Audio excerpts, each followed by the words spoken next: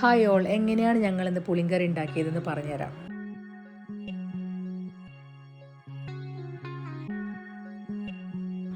ആദ്യം തന്നെ കുറച്ച് ഇഞ്ചി, പച്ചമുളക്, വെളുത്തുള്ളി ഇതൊക്കെ ചെറുതായിട്ട് മുറിക്കുക.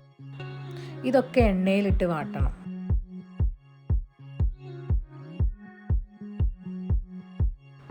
അപ്പോഴേക്കും നമ്മൾ പുളിവെള്ളം തയ്യാറാക്കണം.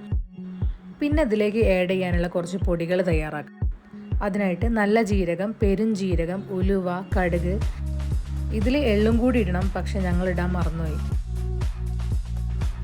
ഈ പറഞ്ഞതെല്ലാം കൂടി വറുത്തിട്ട് നല്ലോണം പൊടിച്ചിട്ട് മാറ്റി വയ്ക്കും.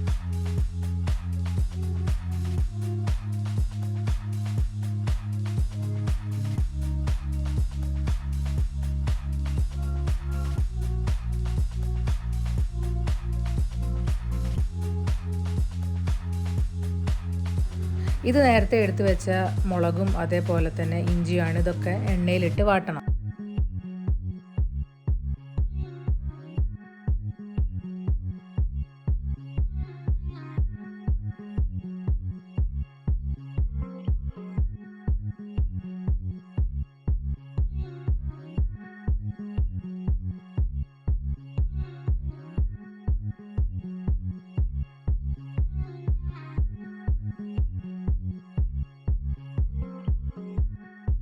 പിന്നെ മെയിനായിട്ട് നമ്മൾ പുളിവെള്ളം തയ്യാറാക്കും.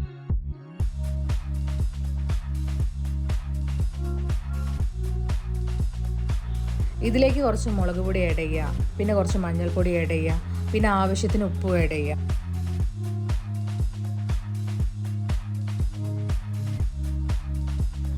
പിന്നെ ഈ വെള്ളം തിളച്ച് കഴിഞ്ഞതിന് ശേഷം 3 ശർക്കര ആഡ് ചെയ്യുക. പിന്നെ അത് നന്നായിട്ട് ഇളക്കി കൊടുക്കുക. പിന്നെ നമ്മൾ നേരത്തെ വാട്ടി വെച്ചില്ലേ പച്ചമുളക്, ഇഞ്ചി, വെളുത്തുള്ളി ഇതൊക്കെ ഇതിലേക്ക് ആഡ് ചെയ്യാം. പിന്നെ ഇതിലേക്ക് നമ്മൾ നേരത്തെ തയ്യാറാക്കി വെച്ച ആ പൊടിയില്ലേ അതും കൂടി ആഡ് ചെയ്തിട്ട് വേണം ഇത് അടച്ചു വെക്കാൻ. ഇത് നന്നായിട്ട് കുറുകുന്നത് വരെ നമ്മൾ അടുപ്പത്ത് വെക്കണം.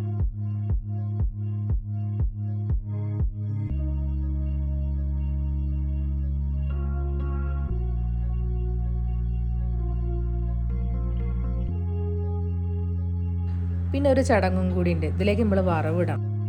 അതിലേക്ക് നമ്മൾ കടുക്, ഉലുവ, വറ്റൽമുളക് ഇതൊക്കെ കൂട്ടിയിട്ടാണ് വറവിടുന്നത്. ഇത് ഇറക്കിയതിൻ്റെ ശേഷം വേണം ലാസ്റ്റ് സ്റ്റെപ്പായിട്ടാണ് വറവിടേണ്ടത്. ഇതോടെ നമ്മളെ സൂപ്പർ പുളിങ്കറി റെഡി ആയിട്ടുണ്ട്.